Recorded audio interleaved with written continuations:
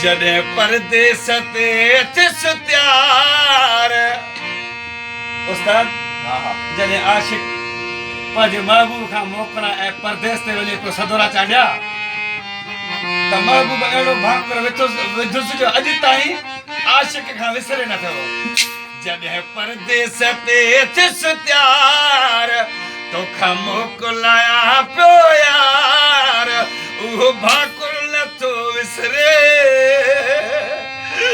उहो भाकुर नथो विसरे उहो भाकुर नथो विसरे उहो भाकुर नथो विसरे।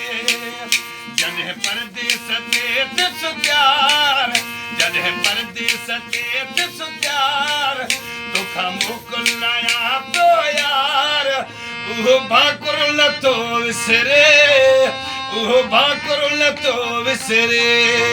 वञी कोच ते वेठुस यार वही ॻोढ़ा पया मुख नार उहो भाकुर नथो विसरे उहो भाकुर नथो विसरे उहो भाकुर नथो विसरे उहो भाकुर नथो विसरे। दोस्तों जेको मुंहिंजी केसर जी उनवान आहे त इहो भाकुर नथो विसरे। ॿीहर वरी आज़ाद प्रोडक्शन में इहा मुंहिंजो एल्बम थिए थो। अॻ में मुंहिंजो गानो तव्हां ॿुधो हूंदो रुगो पैसे जी पट पट आशिक मथां लठा उहा बि आज़ाद प्रोडक्शन में थियल आहे। हीअ बि कैसेट मुंहिंजो आज़ाद प्रोडक्शन में आहे। मुंहिंजा दोस्तो मिठड़ा भाइरो अंगारे ते मुंहिंजी रिकॉर्डिंग आहे मीरपुर ख़ासि तीरस वटि अल्लाह आबाद कंदो। आज़ाद प्रोडक्शन में इहो गानो अन क़रीब कशिश ते ॾिसंदो जंहिंमें सिलेक्शन शाइर मुनीर खोसो ऐं मुंहिंजो मिठड़ो भाउ वफ़ा ख़ालिद जोयो ऐं मुंहिंजो मिठड़ो भाउ मौला आबाद कंदुसि जावेद उमराणी नसीर अमन चांडियो ऐं अब्दुरहमान बिरोही जेको यारनि जो यारा बबलू सां मशहूरु आहे ऐं मुंहिंजो मिठड़ो भाउ ज़ुल्फ़कार लाल मुंहिंजो भाइरनि जहिड़ो दोस्त आहे ऐं लाल चाचड़ जंहिंजो कलामो ॻायो इहो भाकुर नथो विसरे।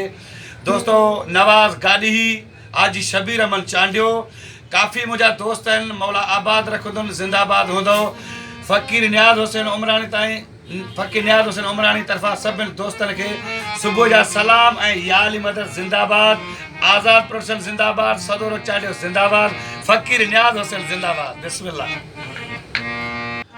ऐं मुंहिंजो मिठड़ो भाउ हबीबुल्लाह बिरोही जेको यारनि जो यार आहे जेको मजबूर आशिक सां मशहूरु आहे मौला आबाद कंदो उहो बि असां सिलेक्शन शाइर अल्लाह ख़ुशि कंदो ज़िंदाबाद मौला ख़ुशि कंदो बिस्मिल्लाह।